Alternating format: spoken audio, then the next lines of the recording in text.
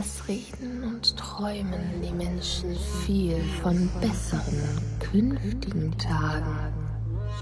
Nach einem glücklichen goldenen Ziel sieht man sie rennen und jagen. Die Welt wird alt und wird wieder jung. Doch der Mensch hofft immer Verbesserung. Es ist kein leerer, schmeichelnder Wahn, erzeugt im Gehirne des Toren. Im Herzen kündet es laut sich an. Zu was Besserem sind wir geboren.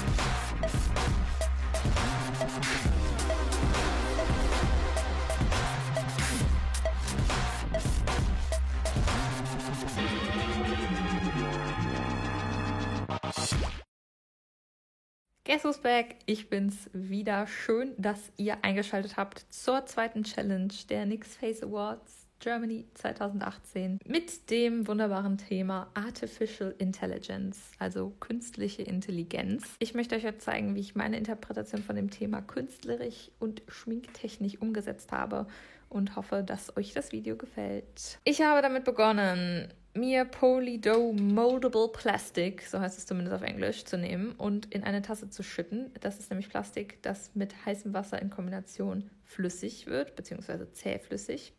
Und man kann es eben dann rausnehmen, es wird so durchsichtig und verarbeiten. Aufgepasst, hier vorsichtig sein, man kann sich da auch heftig die Finger verbrennen. Also immer vorsichtig beginnen, damit zu arbeiten. Und damit habe ich mir Beißzähne, Stoßzähne, ich weiß nicht, wie das heißt. Also ich habe mich da so ein bisschen am Säbelzahntiger inspiriert. Fangzähne, was auch immer, habe ich mir damit geformt und die so ein bisschen auch direkt an meine Gesichtsgröße angepasst. Und dann hatte ich am Ende hier 4 kleine Zähne, 2 etwas größere Zähne und 2 riesige Hauer. Ja, da ist natürlich wichtig darauf zu achten, dass die ungefähr gleichmäßig groß und gleichmäßig glatt sind. Dann geht's an die Latexpaste. Ich konnte mal wieder nicht widerstehen. Ich musste was mit Latex und Mehl machen. Weil mir das einfach immer Spaß macht, irgendwie so ein Maskenelement in meinem Look drin zu haben. Und habe dann versucht, damit ein Tigergesicht zu formen, also eine Schnauze. Ganz wichtig ist, wenn ihr das Mehl und die Latexpaste gemischt habt, ungefähr zu gleichen Teilen, klatscht ihr das erstmal da drauf und dann könnt ihr mit Latex auf eurem Finger das Ganze glätten. Nehmt euch da am besten eine Vorlage, keine Ahnung, googelt einfach Bilder von Tigern oder Tigerschnauzen. Ja, und dann kann man mit dem Messer alles wegschneiden, was nicht nach Tigerschnauze aussieht. So einfach ist es.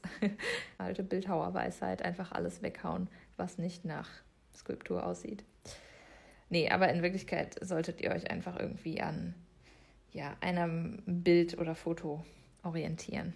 Am Ende steckt ihr dann die Zähne in die Latexpaste, solange sie noch flüssig ist, ganz wichtig. Und dann lasst ihr das Ganze richtig lange trocknen. Lasst euch das von mir sagen. Mindestens 2 Tage, damit das richtig gut durchgetrocknet ist. Und dann kann man auch schon beginnen mit dem Anmalen. Ich nehme hier einen weißen Jumbo Pencil von NYX in der Farbe Milk und male erstmal alles so ein bisschen an. Mein Roboter sollte so ein bisschen Schneetiger, Schneeleopard-mäßig werden. Und dann nehme ich mir das Holographic Halo nicht Finish wie ein Finne, sondern Finishing Powder und mache damit alles so ein bisschen glänzend, damit es futuristisch aussieht. Und dann nehme ich mir einen That's the Point Liner und male damit alles, was schwarz sein muss, schwarz an. Ach ja, und wo ihr mir hier gerade so beim Zeichnen zuschaut, vielleicht noch ein kleines Shoutout an meinen Homie Friedrich Schiller, der nämlich dieses Gedicht am Anfang verfasst hat. Also es ist tatsächlich ein altes Gedicht von Friedrich Schiller. Ihr kennt ihn vielleicht noch aus dem Deutschunterricht.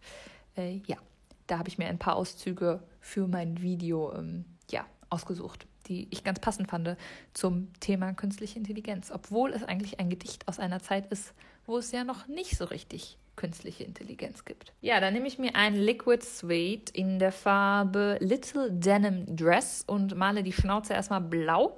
Da ich aber insgesamt eher so einen türkis-schimmernden Look haben wollte, habe ich danach einen Creme-Eyeliner in der Farbe Killing It genommen. Also so ein schönes Türkis. Und das Ganze auch noch mit einem Prismatic Shadow in der Farbe Glass Slipper gesettet. Diese beiden Produkte werden auch später im Make-up nochmal vorkommen. Ich habe damit halt alles gemacht, was so grün türkis schimmernd sein sollte. So, dann nehme ich mir einen grünen Vivid Bright und mache damit so ein bisschen so ein Tigermuster noch auf die Maske und danach geht es an meinen eigenen Körper. Ich habe erstmal ein paar Vorzeichnungen gemacht mit einem Faux White in der Farbe Mint Cream, also so ein leichtes Grün-Weiß. Und hier ist es ganz cool, wenn man so ein bisschen nach seinen eigenen Körperstrukturen geht, also immer mal so ein bisschen einatmen und gucken, wo die Sehnen und Knochen verlaufen und dann da so ein bisschen die futuristischen Stäbe entlang malen. Dann sieht es nachher plastischer und realistischer aus.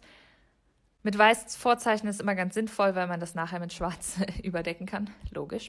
Dann erkläre ich euch jetzt hier am ersten Beispiel, wie ich alle silbernen Roboterelemente gemacht habe. Und zwar habe ich 3 verschiedene Pencil erstmal benutzt. Und zwar wieder den Jumbo Pencil in weiß. Und dann noch 2 Metallic Eyeliner, einmal in der Farbe Silver und einmal in der Farbe Gunmetal. Ja, und dann einfach immer so einen Verlauf gebildet, von weiß zu schwarz über Silber. Ja, und das an vielen Stellen des Körpers. Man sieht erstmal, es ist nur so ein grober Verlauf. Später habe ich das dann mit Pinseln ineinander geblendet. Also denkt euch einfach, da wo der höchste Punkt ist, soll es weiß sein und da, wo ein Schatten drauf fällt, soll es dunkel sein. Das muss aber nicht immer vom Lichteinfall korrekt sein, weil es sieht auch einfach schon realistisch aus, wenn man eben immer so einen guten Übergang von schwarz zu weiß hat. Gesettet habe ich das dann mit dem Frostbite Lidschatten und einer anderen Lidschattenpalette, aus der ich dann so weiß, schwarz und noch so ein bisschen grau genommen habe. Und zwar die Avon Pop Palette Surreal My Heart. Oh Mann, diese ganzen Namen sind so schwer auszusprechen. Das Ganze wird dann mit einem Eyeliner, dem gleichen von eben, wieder umrandet, weil ja der Rest nachher drumherum auch schwarz wird und so schon mal dann scharfe Kanten entstehen können. Ja, hier setze ich noch ein kleines Highlight mit Weiß. Also das habe ich dann an vielen Stellen gemacht, dass ich da versucht habe, eben so ein Metall nachzubilden. Hier kommt dann nochmal dieser türkisene Glitzer Eyeliner zum Einsatz. Und ich bin wirklich in Love damit. Also ich habe den jetzt das erste Mal benutzt, aber ich denke, den werde ich noch oft in Zukunft benutzen. Der ist einfach so schön glitzerig. Ich bin sowieso voll der Glitzer-Fan. Das nur am Rande. Dann habe ich einen Liquid Suede genommen in schwarz, der übrigens sehr gut deckend ist. Also wenn man jetzt nicht so im Body-Paint-Farben-Bereich viele Farben hat, kann man auch immer Lippenstifte dafür nehmen. Vor allem die Liquid Suedes eignen sich sehr gut. Und dann habe ich noch so ein paar vereinzelte Kabel gemalt. Die Kabel sollte man dann eben nicht so straight machen, sondern eher willkürlich setzen, so ein bisschen verschnörkelt, damit es eben auch realistisch aussieht, weil Kabel verlaufen ja nie irgendwie gerade, sondern verlaufen immer kreuz und quer und sind immer so ein Gewusel und knütteln sich immer zusammen. Und ja, diese lilanen und grünen Kabel habe ich dann eben da überall so lang gezeichnet. Dann habe ich mir Kontaktlinsen eingesetzt. Ja, Leute, ich habe das erste Mal Kontaktlinsen benutzt für dieses Video. Und dann habe ich noch ein paar Highlights auf den Kabeln gesetzt, damit die so ein bisschen dreidimensionaler aussehen. Und dann male ich noch mehr Silber. Also der Look hier ist erstmal sehr silberlastig. Hier kommen nämlich die Beißzähne, die von unten kommen, habe ich hier noch gemalt. Dann geht es ans Gesicht. Wieder der Jumbo Pencil in der Farbe Milk, mit dem ich erstmal alles schön ausgemalt habe. Wo ich hier gerade noch so ein bisschen dran arbeite, kann ich euch ja mal kurz nochmal erzählen, was meine Story so bedeutet hat, wenn man es nicht schon selbst so ein bisschen interpretieren konnte. Und zwar, dass in der Zukunft alles wieder zurück zu Jäger und Gejagten geht. Also, dass Darwin sozusagen recht hatte, Survival of the Fittest. Egal, wie viel künstliche Intelligenz wir schaffen, am Ende zählt das Überleben. Und wie gesagt, Survival of the Fittest, ein bisschen künstlerisch interpretiert mit diesem Tiger-Löwen-Kombinationsroboter, künstliche Intelligenz, Menschen-Hybrid.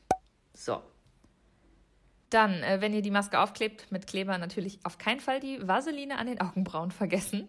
Hier male ich noch ein bisschen schwarz, bis mein Kleber in der Maske getrocknet ist. Also ich habe da einen ganz normalen Mastix-Hautkleber genommen. Und dann kommt das gute Ding auf das Gesicht drauf. Und ab da kann man natürlich nur noch durch den Mund atmen, sonst wird's eklig. Ja, mit dem Liquid Suede habe ich dann weiter ausgemalt und auch noch so ein bisschen meine Augenbrauen definiert. Dann ist es ganz wichtig, bei Masken immer gute Übergänge zu schaffen. Dafür könnt ihr einfach die Linien, die ihr vorher auf die Maske gemalt habt, weiterführen. Dann kaschiert das so ein bisschen den Rand der Maske. Und dann habe ich das Weiße in meinem Gesicht noch so ein bisschen eckiger gemalt, damit es so aussieht wie Platten aus Plastik oder Metall. Das Ganze nochmal mit Halo-Puder, das so cool scheint, abgepudert. Die Augen zwischendurch noch schwarz gemalt. Oh Gott, ich komme hier gar nicht hinterher. Und dann noch meinen Oberkörper weiß angemalt.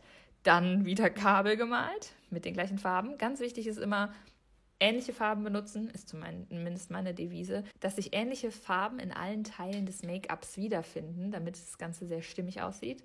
Dann werden die Haare topiert. Meine Haare musste ich ordentlich tapieren, damit sie so halten überhaupt. Da musste sehr viel Haarspray herhalten. Und dann noch die Ohren anmalen. Und Leute, ich sag euch eins, ich habe noch 3 Tage später schwarze Reste aus meinen Ohren gepult. Relativ eklig, aber was tut man nicht alles für das perfekte Make-up? Noch ein bisschen die Haare richten und jetzt kommt mein heißer Tipp. Ich habe wieder die Lingerie Eyeshadows genommen, um meine Haare anzumalen, weil das geht tatsächlich nach dem Duschen richtig gut raus. Also habe ich da ja wieder so ein bisschen Weiß reingebracht, ne? Wie ich schon sagte, überall so ein bisschen die Farben wieder aufgreifen. Also Weiß, Türkis, Grün, Lila. Und jetzt kommt das, was passiert, wenn man eine Person ist, die immer nur an Essen denkt, so wie ich. Man überlegt, was könnte man anstatt Kabeln nehmen für den Look und man nimmt sich einfach Nudeln, die man ein paar Minuten gekocht hat und malt die mit Lippenstiften an. Ich habe hier dann letzten Endes nur die genommen, die ich mit dem Liquid Suede in der Farbe Sway angemalt habe, also ein Lila, und die noch teilweise in meine Haare angebracht. Also Leute, meine Devise, guckt euch einfach in der Küche um. Da gibt es so viele coole Sachen, die man für Make-ups nutzen kann. Denkt immer so ein bisschen über den Tellerrand hinaus. Im wahrsten Sinne des Wortes Tellerrand, weil Küche, Essen, Tellerrand, you know. Und dann sind wir fertig. Das ging natürlich jetzt alles viel schneller, als es in Wirklichkeit gedauert hat. Es hat sehr lange gedauert. Hier pose ich jetzt noch ein bisschen für euch. Noch einen Tipp, den ich euch am Ende mitgeben möchte. Wenn ihr so einen aufwendigen Look vorhabt, macht das Bodypainting zuerst. Zum Beispiel fangt vormittags an mit dem Bodypainting. Dann könnt ihr nämlich mittags noch richtig schön Mittag essen. Und dann ganz am Schluss macht ihr erst das Gesicht und die Maske, damit ihr sozusagen so lange wie möglich Zeit habt, noch normale Sachen wie Essen und Trinken zu machen.